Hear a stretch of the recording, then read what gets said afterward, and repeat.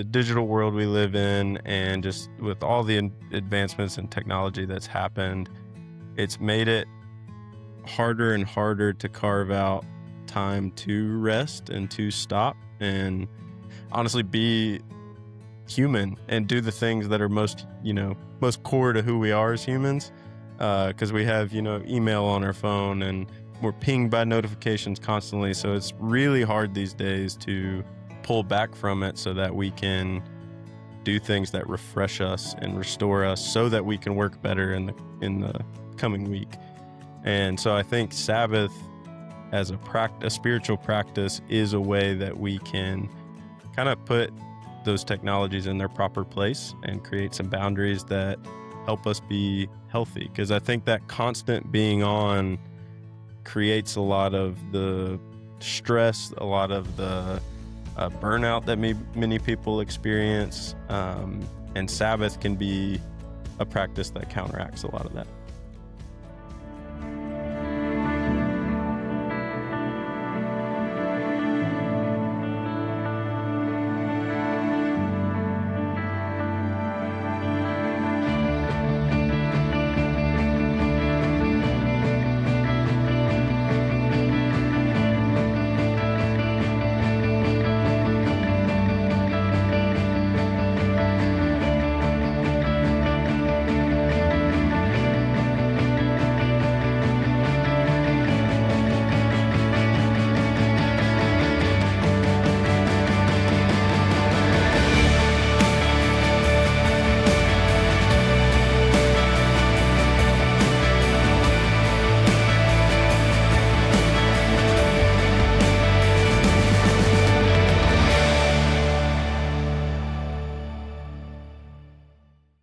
Hello and welcome to the For Lake Norman podcast. My name's Anson Hanbury. I'm here with Tucker Furr. We both serve together as pastors at Lake Norman Baptist Church.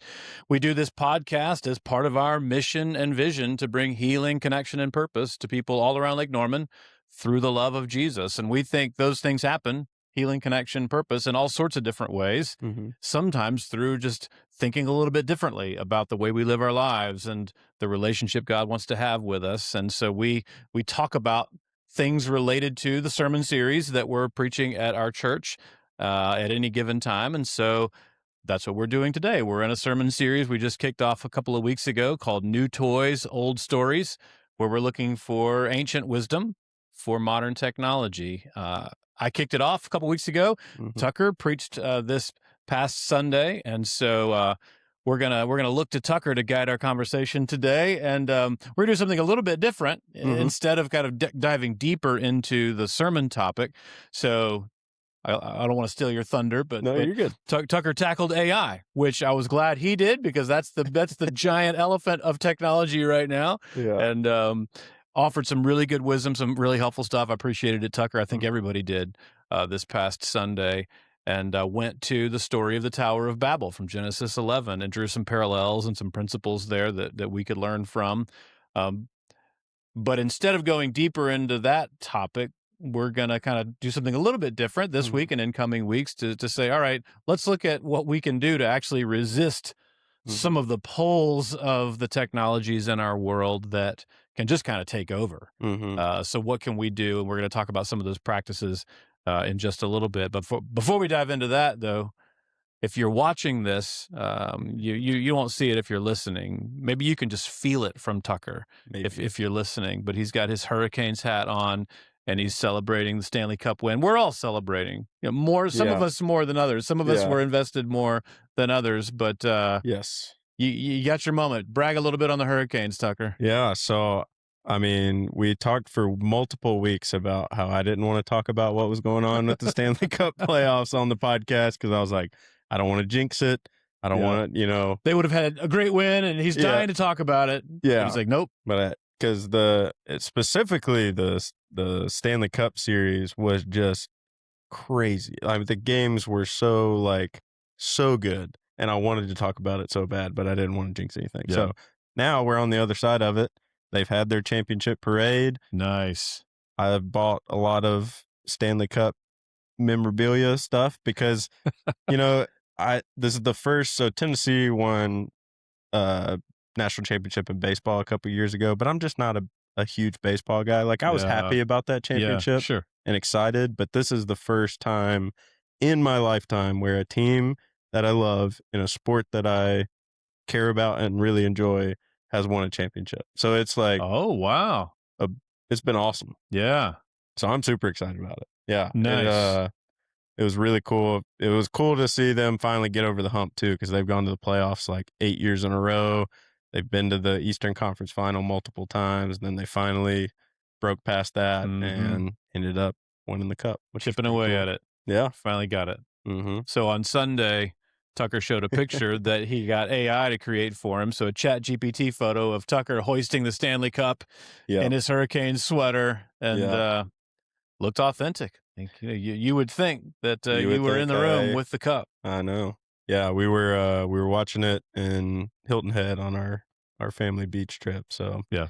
me and my friend Cooper both had on the matching jerseys, and they're like, "Oh, we got to get a picture." And then Yeah. after we won, we were like, "We got to throw the Stanley Cup in this picture." So Nice. it was fun. It was Yeah. fun taking that in with Yeah. family and Yeah. friends. And it was a good connection to the topics here. You took the hurricanes, Yep, you had an AI generated image, yep, and to an untrained eye, maybe even to a trained eye, you would never know that it wasn't authentic. But yeah, so we're going to talk about, like we said, some of these practices that actually can help balance our life hmm in a world that's just dominated by digital technology. yeah, But talk for a second about the sermon that you preached and kind of some of yeah. the takeaways or the takes that you took on it for hmm someone who may not have caught the sermon. And if you didn't, it'd be a great one to listen to. So, Yeah, so I think AI is at the forefront of any technology conversation these days mm-hmm. because it's integrated into so much now, and so many people in their jobs are required to use it almost on a daily basis. And Yeah, so, um, I was very nervous to tackle that topic, I imagine so. like nervously excited, because I do think there's a lot of wisdom in the scriptures that help us Yeah, navigate some of these conversations, and um, more than we might expect, I yeah, think. yeah. And so the Tower of Babel story, if you would ask me 5 years ago if I thought it would have anything to say about AI or whatever, I don't think I would have said that. But Yeah.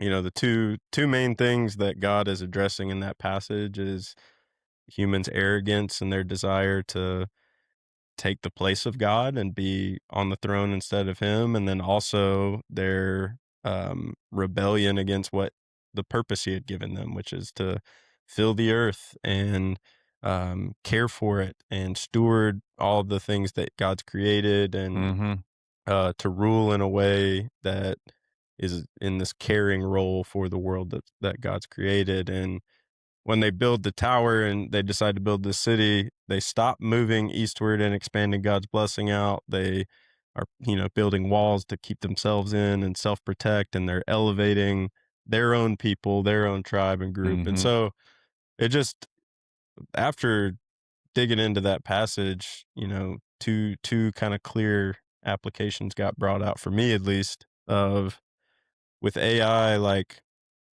we often some people in the world developing AI have this like idea that they want to do something with AI to make a name for themselves. Like we talked on Sunday about how there's people claiming if it continues to advance at the rate that it is, it could eventually become its own like benevolent God, which is just Mm-hmm. crazy to think that people are That was a pretty stunning quote that are you saying used. that. Yeah. Yeah.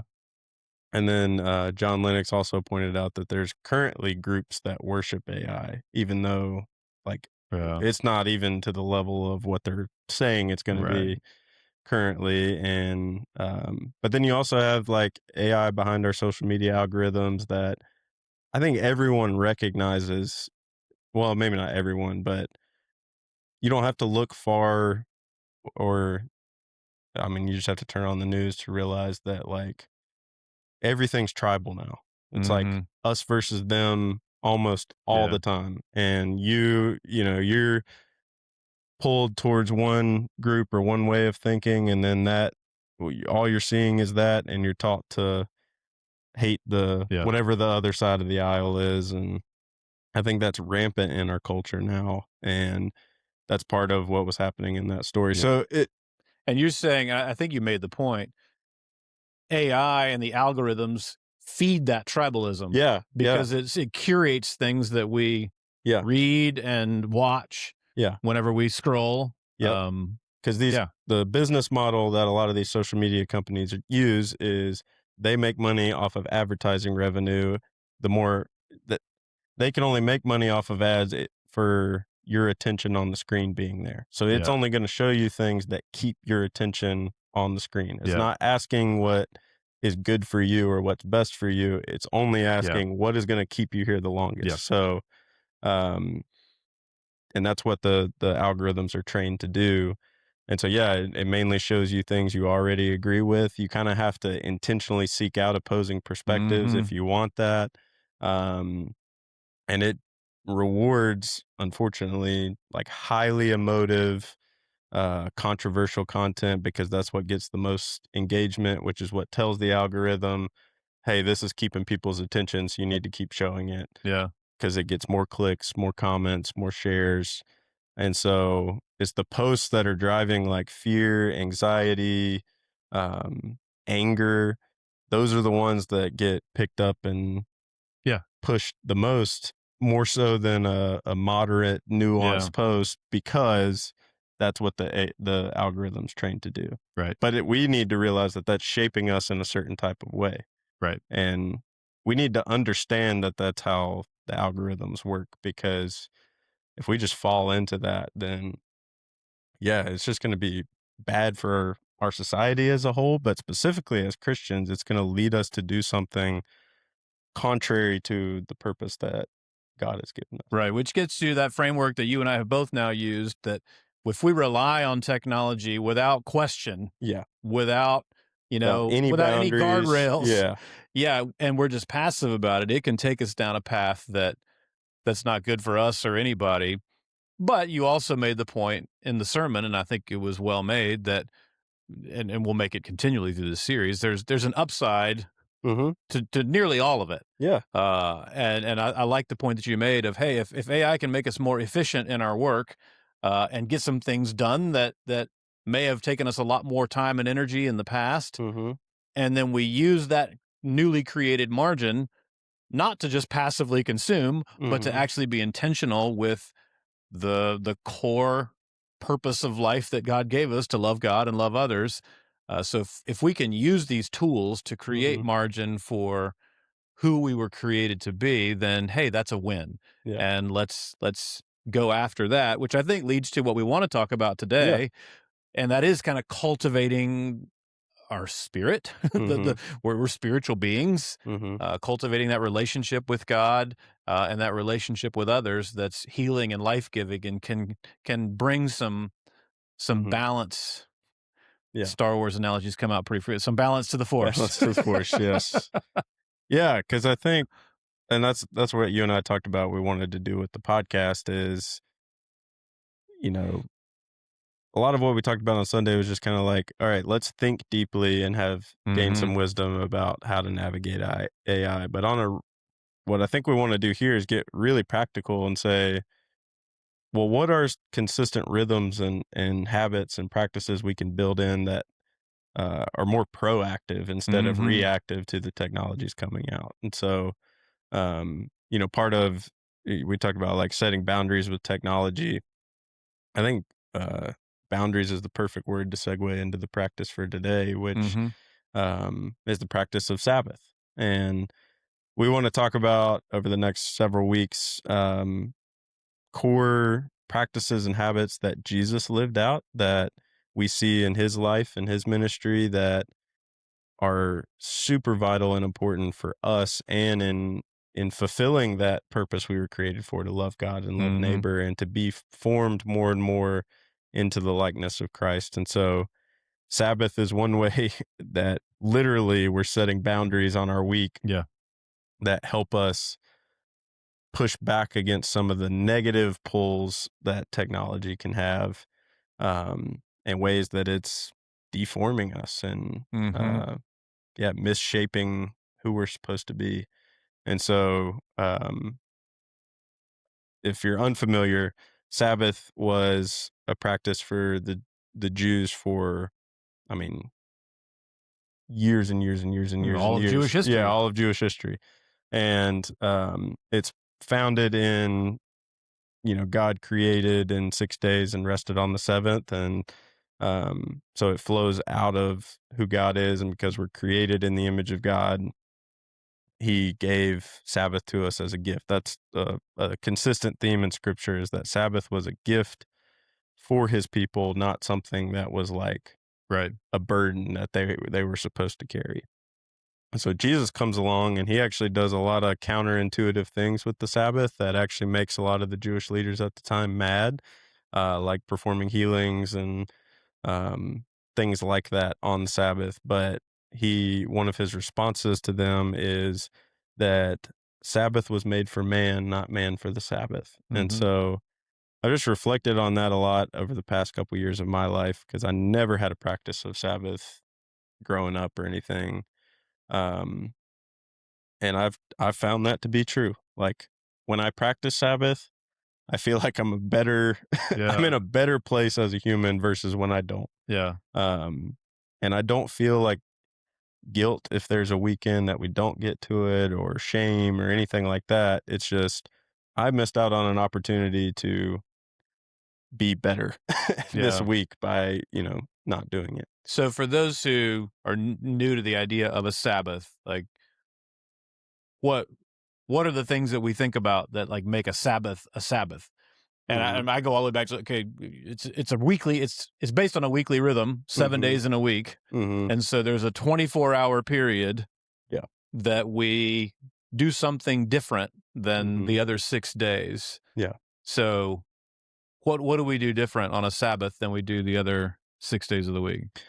Yeah, so I think John Mark Comer and his Practicing the Way organization has some really helpful categories to think in Yep. for Sabbath. So the four key things you do on Sabbath that they talk about is: first, you stop, cease from work. Number two is you rest. So kind of get that restoration and rejuvenation. Three is delight. So doing things that bring you joy and life. And um, I think Pete Scazzero talks about it as like play. Yeah. And then the last is worship. So having elements of tuning your heart and your mind towards God and Hmm. being open to what he's speaking to you. It could be a day for gratitude, for praise. Um, and so those are kind of four key elements. And I'll just give kind of Haley and I's journey with Sure. practicing Sabbath, because I think it's helpful in a couple of different ways. But a couple years ago is when I first started hearing a lot about Sabbath, and I was like, that having a full day of rest, that does sound pretty nice. Yeah. And so I was like, well, let me try and see if we can implement this. And it was harder because, Sunday's a work day for us, and Yeah. Haley works a typical 9 to 5. So we were trying to figure out what rhythm would be best. And we landed on, all right, Friday evening to Saturday evening will kind of be our 24-hour period. And Which is also the traditional Jewish Sabbath. yeah, So yeah, that's true. there you go. Hmm. Yeah, so we just at first it was just like we just got to get in a rhythm of stopping, Yeah. like of getting all our things in order before Friday evening, like all the chores, all the yard work, grocery store, all the things. Like, Hmm. let's get all that tidied up, all our work for the week, so that we actually can stop. And then from there, it was, a period of figuring out, okay, well, what are we actually going to do when we stop? Yeah. Like, what are we going to do during that 24-hour Yeah. period? Yeah. What does it mean to just stop? Like to literally sit still and say Right. nothing? What do we mean by that? Yeah. Yeah. So, it's been a ongoing process, but, at first it was just enjoying the rest that comes with not working towards something or trying to be productive or trying to like accomplish some to-do list. But then we started to add in elements of delight. So, Hmm. Haley and I love live music. Like, we love going to places and hearing live music. And so we would we do that sometimes on Sabbath. We'll find a spot and go listen to live music, and that gives us life. That Mm-hmm. is something that brings us joy. We started spending, using Sabbath as a way to spend time with the people we love most. Mm-hmm. Because the reality is, there's certain relationships that do not give you life and joy, Right. and there's others that really do. And so we wanted to fill that time with people that we love to be around, and obviously it goes both ways, but Hopefully um, they would pick you for their Sabbath as well. yes, that would be the hope. Hopefully, we're not forcing them into a Right. It's a day of unenjoyable work for Sabbath. them. Yeah. um, so then it was things like that and adding in delight, and then just recently, I would say within the past couple months, Haley and I had rhythms of like individually spending time with God on Sabbath, but we wanted to implement some more intentional rhythms of doing Mm-hmm. that together, and so um we don't do it every week, but we've started getting in a rhythm of having like a beginning ritual to kick off Mm-hmm. Sabbath, which is, I mean, Jews traditionally Oh do yeah. this for Blow the Shabbat. shofar Yep. and signify the work is done, and now we're Yep. entering into the rest. And when you Yep. read about the way that the Jews practiced it, is actually very much what you described. Friday afternoon is coming, and you Mm-hmm. kick into this mode of, okay, before sundown, we got to get our work done. And like you Mm-hmm. said, this kind of actually became part of the civil law Mm-hmm. of the way that the Jews lived for many, many centuries. Um, but yeah, they had to get the work done. And Mm-hmm. so preparing to be able to stop and then rest Mm-hmm. um, is a something we got to be really intentional Yeah. about. Yeah. And so it's funny, part of the inspiration for it was we were watching a show where one of the characters was a Jewish rabbi. And so you see him, he starts dating this girl, Yeah. and he's like introducing her to all these Jewish practices, and just saw, some of the rituals, like the simplicity of lighting candles Hmm. as like a reminder of God's presence with us. And so that's Yeah. something we started doing, is we'll light candles, we'll practicing the way I actually put out like a Sabbath meditations book. So we'll read something out of that. We'll sometimes pick a psalm and pray through it together. We'll just read a verse of it, Hmm. and then if anything comes to mind that we want to speak to God, we'll leave open space. And if either one of us wants to say something, we will, and we'll just go through the psalm that Hmm. way. Um, and then usually one of us will pick some sort of worship song or hymn and put it on the TV and Cool. either listen or sing Yeah. along with it. And it's been really cool. We got to actually include a friend in it recently, which Hmm. was awesome. We had a friend visiting from Raleigh, and yeah, we did the whole thing with him. That was Nice. really cool. So we're trying to build in, more to make it even more special. Yeah. And I told Haley once we started doing that piece of it, I was like, okay, Sabbath is like way better when we do that. Nice. Now, Uh, do you do it right at the beginning as sort of a yeah, ceremonial beginning to it? yeah. So Yeah. it's like the way we mark, like, all right, That's really good. we're going into Sabbath. So my point in kind of talking through our journey again, that's taken place over a couple years, Hmm. is we had to start somewhere, which for us was just learning how to stop. Yeah. And c- the challenge, so going back to technology, is you have access to your email. People can call, text you at all Yeah. times. Yeah. So usually we end up working way more Sure. than previous generations just because of access. Yeah. And so the hard part, it took us a while just to figure out like how to stop Hmm. answering the emails or the messages or taking the Yeah. phone calls. And we had to learn how to set some boundaries for that. So I tell our story just to say it often takes time to build this rhythm into your life, and you just need to start somewhere. Yeah. Whether it's a couple hours that you can dedicate at first before you bite off a 24-hour day, that's a win. And if you can shut down your phone for a few hours and go have lunch with a friend, and that's like your first step towards practicing some sort of Yeah. Sabbath, that's a win. And Yeah. you can just build on it the more. that it becomes a rhythm in your life. I think the beginning is just wanting it. Yeah. You Yeah. know, and becoming aware that, oh, this is something that would be really healthy. I mean, we talk about healing. Mhm. It's a healing kind of practice, It and I is. think that recognizing our need for it Mhm. is certainly a starting point. You mentioned the practicing the way stuff that Comer did. We actually did. It's a 4-part, 4-session course Mhm. on Sabbath. We did that with a men's group that I lead, um, and really good discussions around the 4 categories of stop, rest, Mhm. delight, and worship. And but it's not, for it's not automatically a positive sounding thing for everybody. Mhm. In fact, I was kind of surprised at some of the conversations we had with this group of men just talking about Sabbath, because one of the themes was I just always I got to stay busy. Like if I'm not busy, then I don't know what to do with myself. And so this whole idea Mm. of like slowing down and Mhm. stopping the productivity, like not so much. That's not for Mhm. me. And Yeah. so there's this resistance, and I get that. I Mhm. get that, and some of that's a personality trait. Mhm. For some, um, the idea of being slowed down and more reflective, I think it can be scary. Mhm. Be like, I'd prefer just to keep the wheels spinning because then I don't have Mhm. to think about things that might not be comfortable for me. Yeah. So I think for many people, finding it to be a positive aspiration to go, you know what? I don't like to stop. I've never liked to stop. I always like to be on the go, but I can see how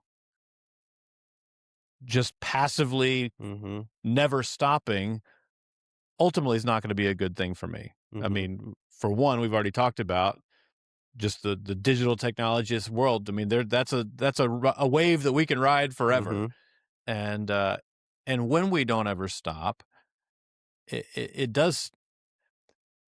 I think it does harm to our soul. Mhm. One of the things Dallas Willard talks about is the soul is quiet. Like we Mhm. can have a noisy mind, right? Mhm. We can have a noisy body, like, oh, I got aches and pains and this and that, right? Um, but our soul is not noisy. Yeah. And so our core identity of our relationship with God and who we really are is the quietest part of us. And sometimes I think we can have soul sicknesses Mhm. that never get addressed because we're always busy and always going, going, going, going, going. And so Mhm. I think we mask a lot of our um just the sicknesses of our soul when we don't stop. So Mhm. I think we need to stop more than we realize. Oh, I agree 100%. Like what everything you're saying is spot on. And Willard also is quoted as saying that hurry is the great enemy of the spiritual life. Right. Actually, I think he says the greatest enemy of the Yeah. spiritual life. And that just constant going, going, going. Arthur Brooks is a guy who talks Mhm. about this a Yeah, I lot, like but Arthur Brooks. he's saying, our society is almost having our ability to be bored stripped away from us because we could we can consume things at all points in time in our day. Every second we could be consuming something new, and it doesn't give us the ability to slow down and ask the big questions of life, like why am I here? What Mhm. am I created for? What is my purpose? Who am I as a Yeah. person? Like, Yeah. those are big questions that you can only think through and answer if you have enough quiet and you're not just going from one thing to the next to slow down and ask those questions. And I think well before I started practicing Sabbath, I'm a big beach guy, and I recognized every time I would go to the beach and not work for a week and Mhm. just sit on the sand all day and look out at the waves, I would have some of the most, like, incredible breakthroughs of, like, having some sort of idea or some clarity Mhm. brought to me about, like, who I am or what I'm supposed to do, and, like, a decision I've been Yeah. wrestling with for forever. It would come to me in those moments. And now I think, like, a weekly Sabbath is a place where that can happen, where God can speak into things you're wrestling with, but if you don't take the time to stop and to quiet the noise, then you're just continuously punting opportunity down further Yeah. and further Yeah. away. Which can actually ironically be counterproductive. Exactly. Because I think productivity is at the heart Yeah. of the matter, right? So Mhm. we have to, what are we stopping? We're stopping this incessant need to be productive. Mhm. Whether it's productive in our work, our paid work, or whether it's being productive around the house or productive in some other thing. Like there's this pull that we feel guilty if we're not Mhm. constantly being productive. Mhm. And we don't often, I don't think, make the association, but that's an identity. Like we Mhm. find our identity in being able to produce, and that sort of pulls us away from finding our identity and who God created us to be.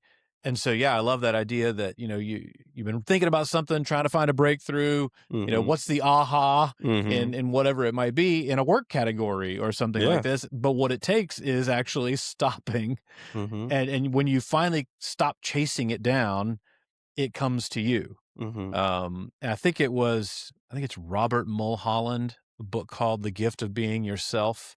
So in the Mm. same category as Pete Scazzaro, John Mark Mhm. Comer, um, he makes that very point where he says, these insights and revelations. I mean, you could talk about it as a revelation from God. You could talk about it as Mhm. an insight or a breakthrough in an idea that something you've been trying to figure out.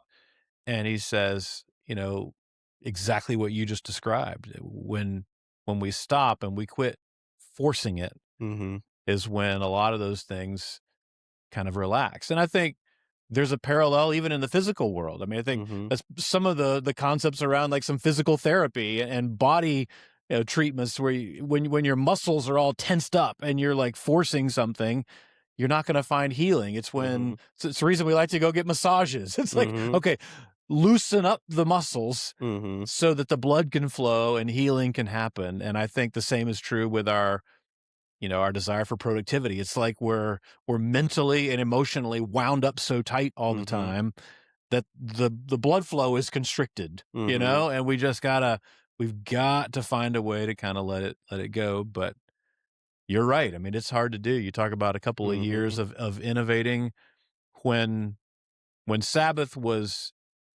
became front burner for me. It would have been around 2014, 2015, so 12 years ago or so. Mhm. We already had 5 kids at home at like every phase from, you know, preschoolers to high Mhm. schoolers, and started around that time trying to go, all right, how do we make a 24-hour period where we stop, rest, delight, and worship God? And that's hard. Mhm. So one thing the more that you and Haley can establish it and sort of Yeah. ingrain it into your life now, Mhm. then Lord willing, the day comes and you've got kids, that better to start now Yeah. and get that Yeah. create those lanes in your life and those expectations for yourself. I think that would be such a gift to your eventual family to do that, Mhm. because with every child in the house, with every human being in the house, there's a whole other set of things pulling Mhm. at you, to keep you from stopping and Mhm. resting and all of those things. And my encouragement has just been do the best you can. So, Yeah. some of you listening to this, you may have the same thoughts that I've had of like, okay, I've I've yet to find the book on Sabbath written by someone that has kids at home. Mhm. It's like Yeah. one of these things that, if you're an empty nester, man, it works great. If you don't have children for whatever other reason, it works. It's Mhm. still it's never easy, Mhm. but but when you have kids at home, I think it's exponentially more difficult. And I think the challenge or the encouragement is, yeah, this is not a legalistic, Mhm. you know, thing we have to jump through. There's not a hard and fast set of rules, but if we do our best to stop the flow and that pull to Mhm. be productive all the time, actually let ourselves rest, like take a nap without feeling guilty about it, Mhm. sleep in without feeling guilty about it, um, do things that you want to do, Mhm. not just things you have to do. It's almost like a permission thing, I think, as well. Yeah. Like, am I allowed? Am I going to get in trouble with God if I do some things that I want to do? Mhm. like some hobbies that I haven't done Yeah. since I was a kid or a young adult or whatever? And I think the answer is yes. Like it's okay. It's good Mm-hmm. for our soul and for our body and for our mind and even for our work to do some things that we want to do and not just constantly be, a machine that's just cranking out stuff that we don't necessarily want to do, but we got to do it. So we do what we Mm-hmm. got to do.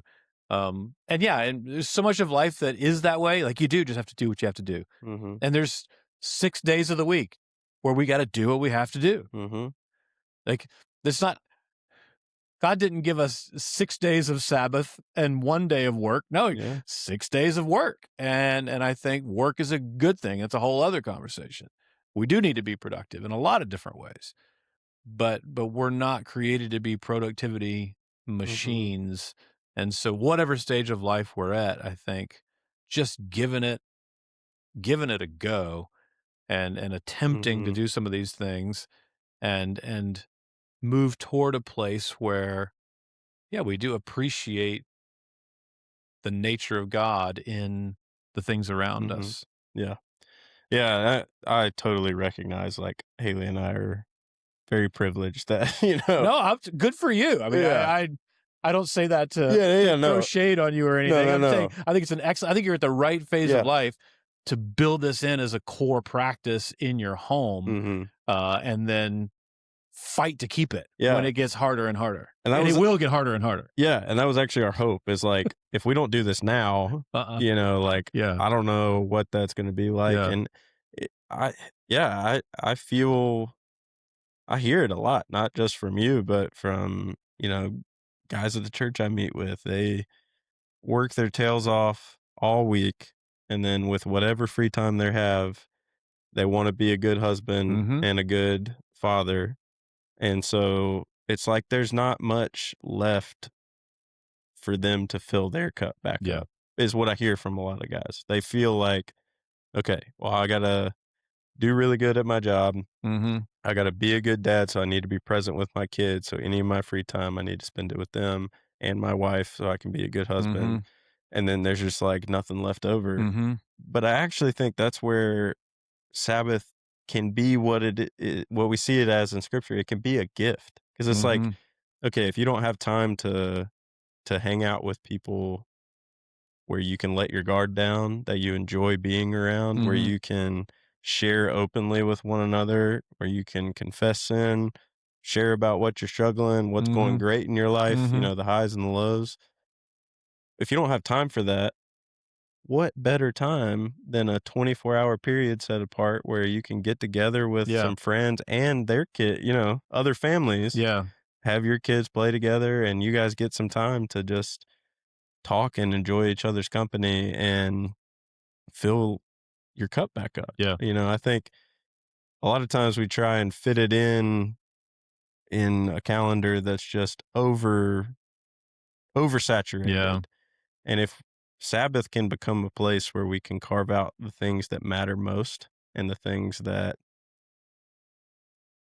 God's going to use to form us the most, because Sabbath is just it honestly combats our pride, and I think specifically as men, it's helpful in this sense because you're pretty much saying, I'm not as important as I think I am. The Yeah. world will go on without me.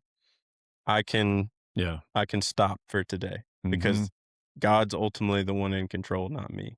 And that's Mm-hmm. hard to say. Yeah. It's hard to come to that place, It is. especially if you're somebody who owns your own business or, if the lights are only going to stay on Yeah. based on what you do. It can be really hard to get Oh, to that 100%. place. Yeah. Um, so yeah, I'm not at all Yeah. saying implementing Sabbath is a cakewalk, but I think the very fact that it's a difficult thing, usually the difficult things Yeah. are what actually we need most, Yeah. and that we need to push through to get to that like next level of being Yeah. who we were created to be. Yeah. And I agree. And that's, until the last 30 seconds of this conversation, I hadn't thought about it in this way, but the Sabbath, you have, ironically, Sabbath takes work. Yeah. Like Yeah. it takes work to prepare ourselves because we have to sharpen our focus Mhm. in the 6 days of work that we do have. And for most of us, we have a 5-day work week. And then so what about that 6th day? Well, there's a lot of personal life that's work. Mhm. Parenting is Mhm. work. I Mhm. mean, it's a wonderful thing. Children are a blessing from the Lord. They're wonderful human beings, but it takes work. Mhm. Marriage takes work. Like there's our homes take work. You and Haley bought a house this year. You're working Mhm. around the house. Like we have to be productive in a lot of different ways Mhm. outside of just our paid vocational work. And so if you take all of that stuff and you go, all right, what are all the things that I have to do? Because I have Mhm. to, they got to get done, right? We got to pay Mhm. the bills. We got to, yeah, but got to mow the lawn, got to do, Mhm. whatever, clean the dishes, like all the things. Can we, can we accomplish those things or at least as much of them as we possibly can in Mhm. this 6-day window and then leave what's unfinished? Is it going to be all right for Yeah. 24 hours to go, all right, the sink still has a bunch of dishes in it, but I'm just going to be okay with that Mhm. until, the Yep. 24 hours is done or Yeah. whatever. And again, it's not legalistic, but I think part of it is sharpening our focus on the work days to be able to Mhm. have a meaningful Sabbath. Mhm. I think being okay with unfinished work is a Mhm. huge thing. Like, Yeah. and I think for the perfectionists among us, that's super duper hard Yeah. to go, "Ugh, Mhm. it's not done. If I just with another 45 minutes it could get done." Well, we all know 45 minutes can turn into 44 and a half hours Mhm. and then oh well I've kind of wrecked the first part of my Sabbath, so we'll try again next week. So like Mhm. at some point we have to be okay, and most things are probably okay to be left unfinished. Not everything, Mhm. but some things are okay to be unfinished. And then I think one of the things Pete Scazzaro talks about is kind of reversing our mindset in our culture Mhm. because we're in like a vacation culture, and the idea is you rest from work. So Mhm. you work until you're exhausted, Mhm. and then you just have to rest. Ugh, finally I get a Yeah. vacation. And then you try to, rejuvenate and then go back to work and work, and then you Mhm. rest when you're exhausted. And he points out that it should be the opposite. We should be working from a place of rest. And Mm. so, you know, from in the Christian tradition, outside of the Jewish tradition, most commonly, the Sabbath was taken on a Sunday, the first day of the week. Mhm. And the idea is that we fill up the tank on the first day of the week, not just with going to church and doing Mhm. the worship activities that are a meaningful part of a Sabbath, but also the rest and the delight and Mhm. these things. And then ideally, and it is an ideal, you start Monday morning in a healthy place. Mhm. And then we work from a place of rest as opposed to resting when we're exhausted from work. Yeah. And I think it's totally aspirational. I get Mhm. that. But I think there's something even in just trying to wrap our minds around, oh, like Sabbath is preparing me Mhm. to be a more productive, Mhm. life-giving Yeah. human being in the 6 days of work that are ahead, Yeah. and then I'm gonna fill up the tank and do it again. And Mhm.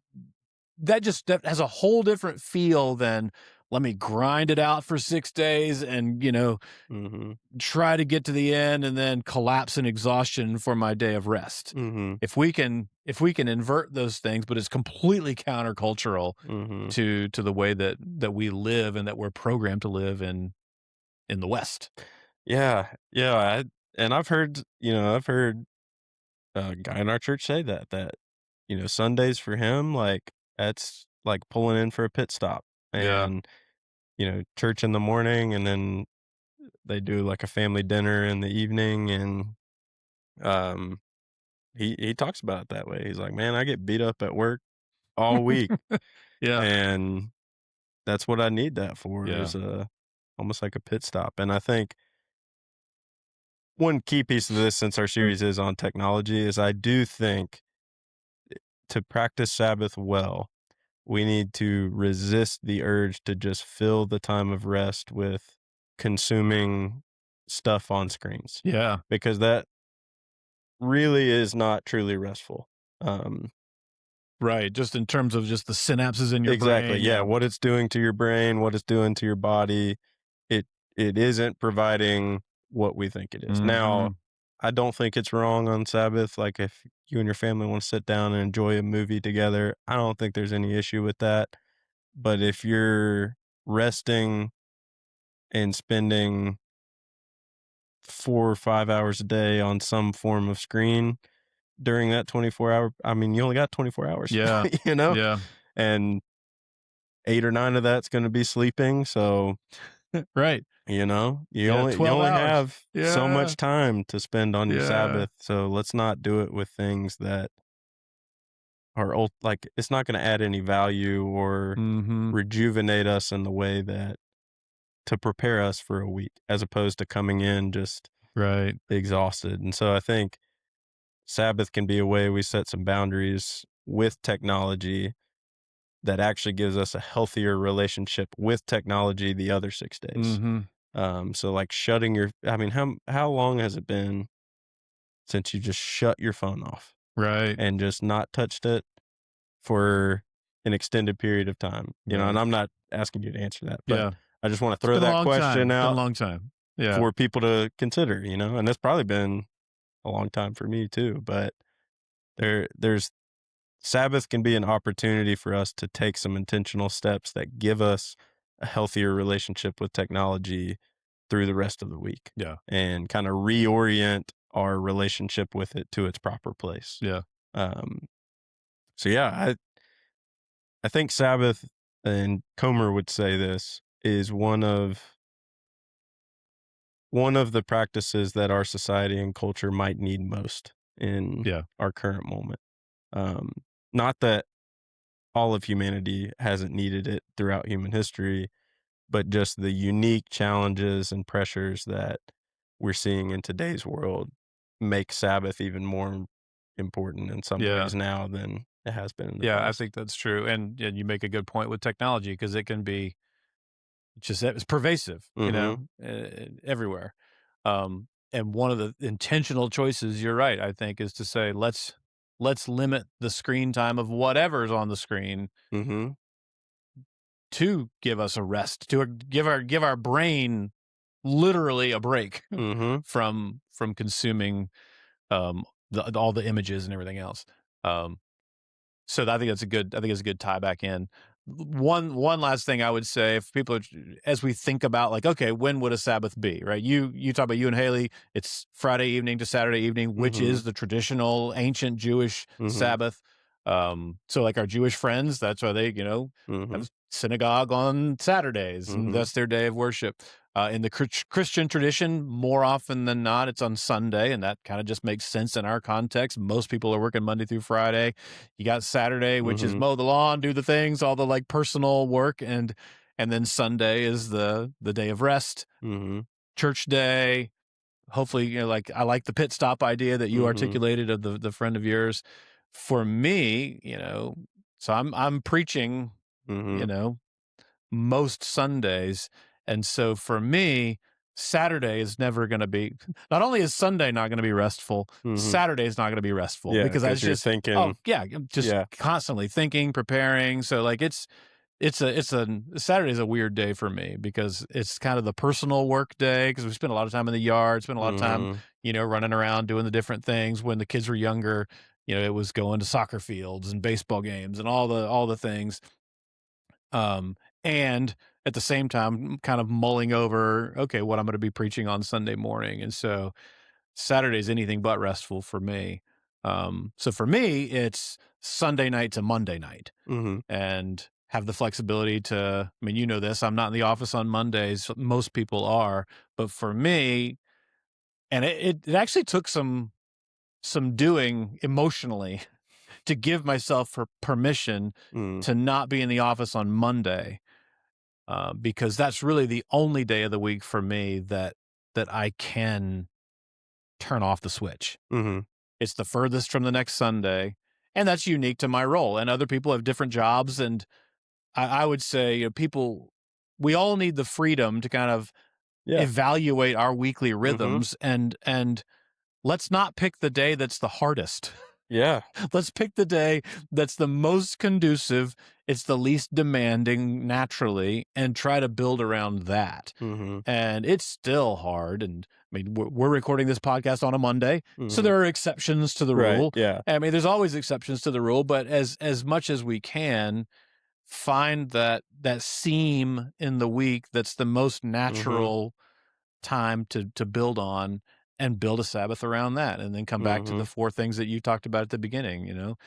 Make that intentional choice to stop and to Mm-hmm. rest and to do things that we want to do, that we take delight in, Mm-hmm. and find the opportunity to worship God in it. And worship doesn't always have to mean read your Bible and pray and sing a song or go to church. Those are all good things Mm-hmm. and help us sort of mark the moments like you've talked about. But I think even broader, if we just have on our mind to notice the creativity of God in nature, Mm-hmm. to appreciate the gifts that God has given us Mm-hmm. of our family, of our health, of our home, of our, just part of worshiping God is acknowledging his presence in our lives Mm-hmm. and his provisions for us, and not just taking these things for granted. So I think just a heightened awareness of contemplating and reflecting on God's presence in our lives, Mm-hmm. which should be in all of life, Yeah. but in particular, I think if we stir those things up on the Sabbath, then that prepares us to carry them with us through the rest of the work week. Yeah. Absolutely. So, And yeah, I think I- I'm glad you brought up, like, we're recording this on Monday, which is your Sabbath. yeah. But yeah, just this past You're Friday. wrecking my Sabbath today. Yeah, it's all my fault. But just this past Friday, like Haley and I didn't get to do the Yeah. starting, ritual for our Sabbath, and like we had a church event on Saturday. So Mhm. yeah, Yeah. sometimes life happens, Yeah. right? And we're not trying to say you got to be like super rigid with it, because again, Jesus says Sabbath was made for man, Mhm. not man for the Sabbath. It is a gift Yeah. to It's us, meant to serve and us. Yeah. we just need to choose to receive it Yeah. and allow and see the benefits of it. Like I would say for me, like the Sabbath is my favorite day of the week now, Mhm. because of all the steps we've taken towards building it as a rhythm in our life, and I look forward to it. Yeah. I truly do. So we hope that our conversation about it just gives you something to think about Yeah. and chew on. And I would just say again, don't overcomplicate it. Start small, and you can build on it from there.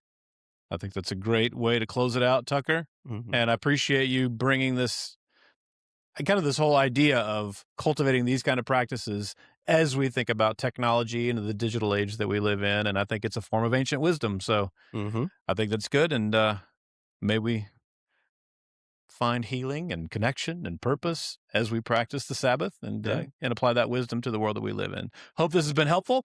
And we're going to continue talking about these things for the next several weeks. So I look forward to next time, and Mm-hmm. seeing what's in store for us as we continue this conversation. Have a great week. Hey everyone, thanks for listening to the end of the episode. If you're enjoying these conversations each week, do us a favor. Hit that subscribe button right here on YouTube, or the follow button wherever you listen to podcasts. It's quick, it's free, it's easy, and it makes a huge difference in helping our podcast reach more people in the Lake Norman community. Thank you for supporting the For Lake Norman podcast, and we hope you have a great week.